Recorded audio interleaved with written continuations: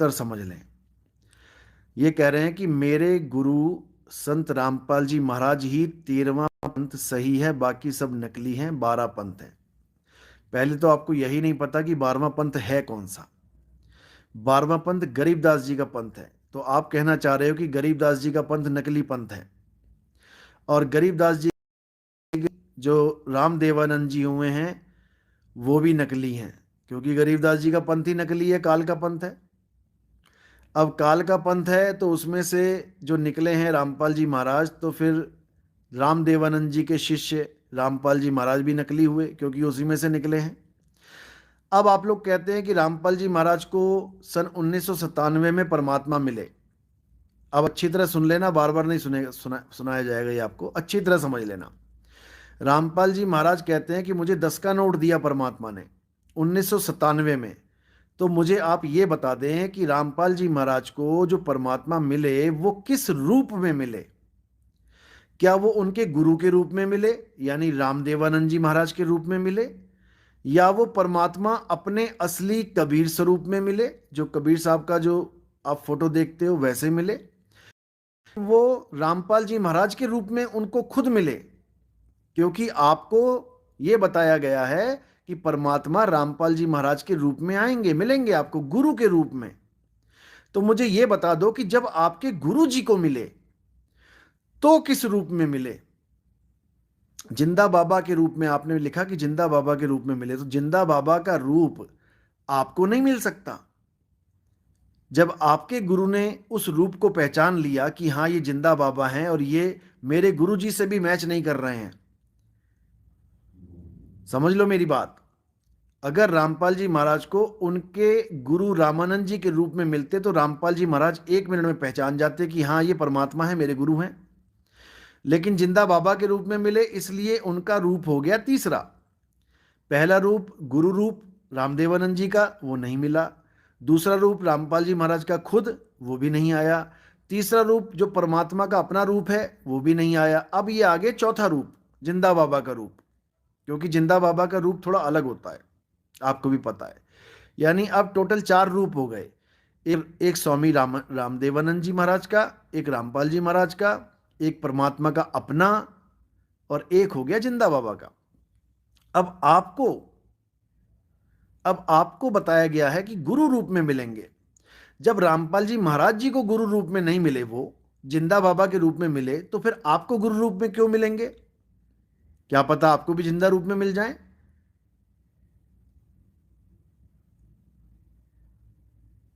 उन्हें सतनाम और सारनाम देने का अधिकार देने को बिल्कुल नहीं। समझ लो अच्छी बात, फिर से समझ लो अच्छे से।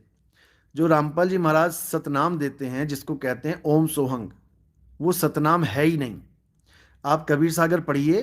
कबीर सागर की अगर पहली लाइन, पूरे ग्रंथ की पहली लाइन रामपाल जी महाराज ने समझ लेती, अगर वो समझ लेते, तो इतनी भीड़ आज ओम सोहंग को सतनाम मान के ना बैठती। कबीर सागर की पहली लाइन सुन लीजिए क्या है। अगर आपके पास कबीर सागर है तो उसको देख लीजिए।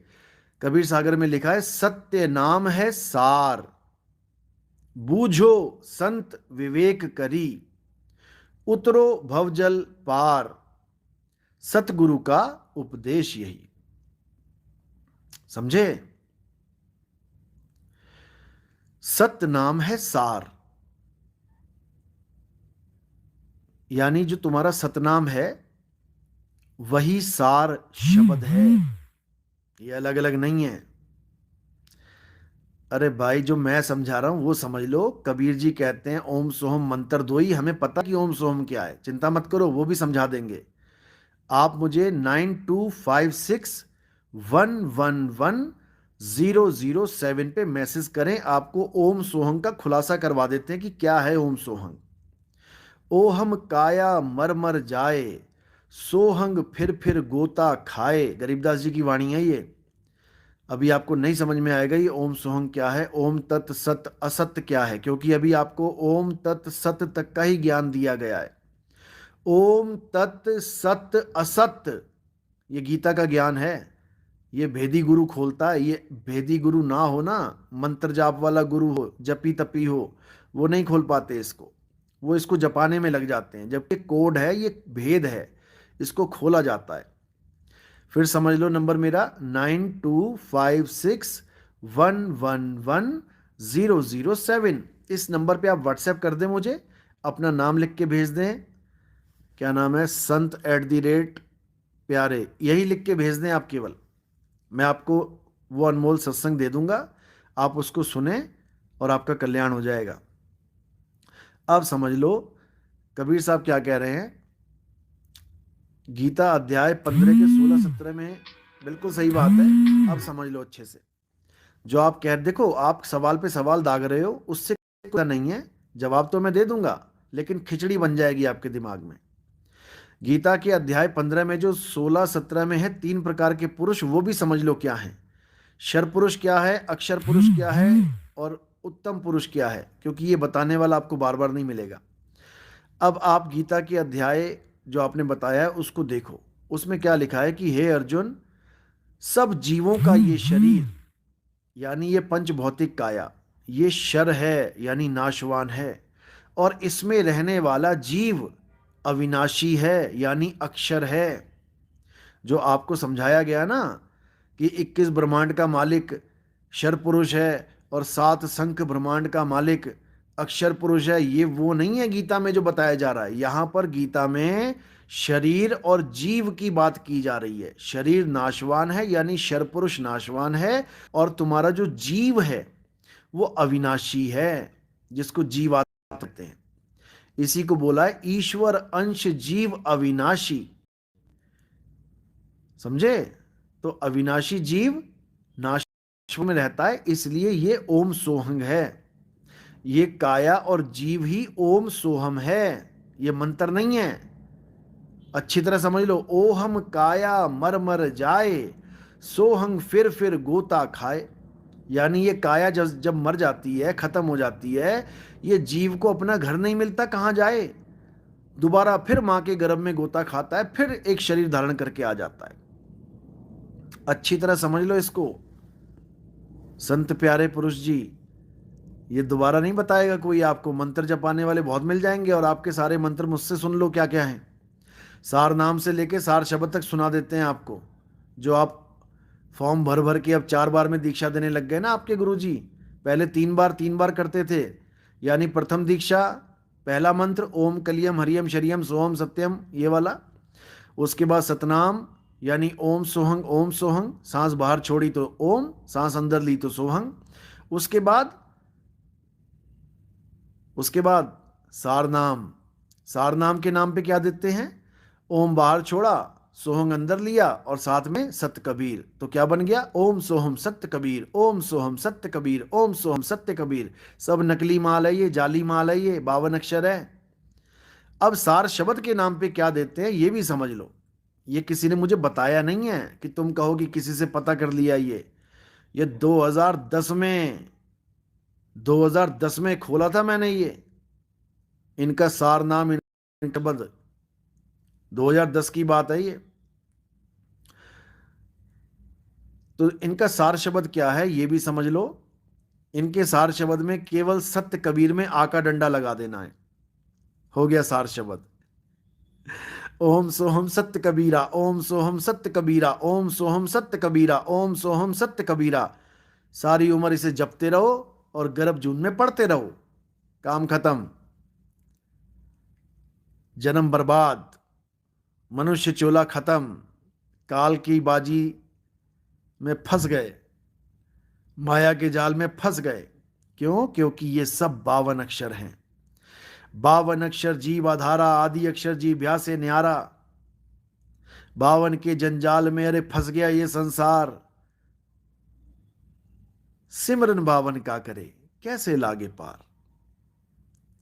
बिल्कुल निकल जाओ इस 52 के चक्कर से। बिल्कुल 52 को तो कबीर साहब ने खंडन कर रखा है। कहत कबीर सुनो रे संतों, साहिब शब्द का अर्थ चेतना कहते हैं कुछ प्राणी, कि सूरत चेतना में समाएगी। सूरत चेतना में समाएगी, क्या बात है। अरे सूरत ही चेतना है। चेतना कह लो, सुरत कह लो, एक ही बात है। चेतना आई कहां से? चेतन से। सुरत आई कहां से? शब्द से। आप ये बता दो कि संसार किसने रचा है, हम बता देंगे तो तुम्हारा दिमाग खराब हो जाएगा भाई। सत्संग सुनो, 9256 111 007, इस नंबर पे मैसेज करो। बड़े प्रेम से सत्संग सुनो, निष्पक्ष भाव से सत्संग सुनो, समझे? कबीर साहब कहते हैं, रहना नहीं देश बेगाना है, ये धरती कागज की पुड़िया, बूंद पड़े घुल जाना है। ये धरती झाड़े और झाखड़, ये संसार झाड़ और झाकड़, उलझ पुलझ मर जाना है। और कहे कबीर, सुनो भाई साधो, सतगुरु नाम ठिकाना है। समझ लो कबीर ज्ञान भाई, वस्तु क्या है? वस्तु ही है जो भी है। वस्तु के अलावा ये मंत्र जंतर सब झूठ हैं, तंत्र मंत्र सब झूठ है, इनमें ना भर में कोई। और सार शब्द जाने बिना कागा हंस ना होए, सार शब्द ही वस्तु है। सार शब्द एक वस्तु है, सौदा कर भाई। नाम मत जब सार शब्द के नाम पे, उस वस्तु का सौदा कर। वस्तु अमोलक दी मेरे सतगुरु, कृपा कर अपनायो, पायो मैं नाम रतन धन पायो। रतन के नाम नहीं जपने हैं, नाम रतन ही नाम वस्तु है। अरे वस्तु कहीं ढूंढे कहीं कैसे लागे हाथ, और गुपत वस्तु जब मिले भेदी लीजे साथ। और भेदी लीना साथ में, दीनी वस्तु लखाए, और कोट जन्म का पंथ था, पल में पहुंचा जाए। ये समझ लो, करोड़ों जन्म का पंथ था, करोड़ों जन्म का।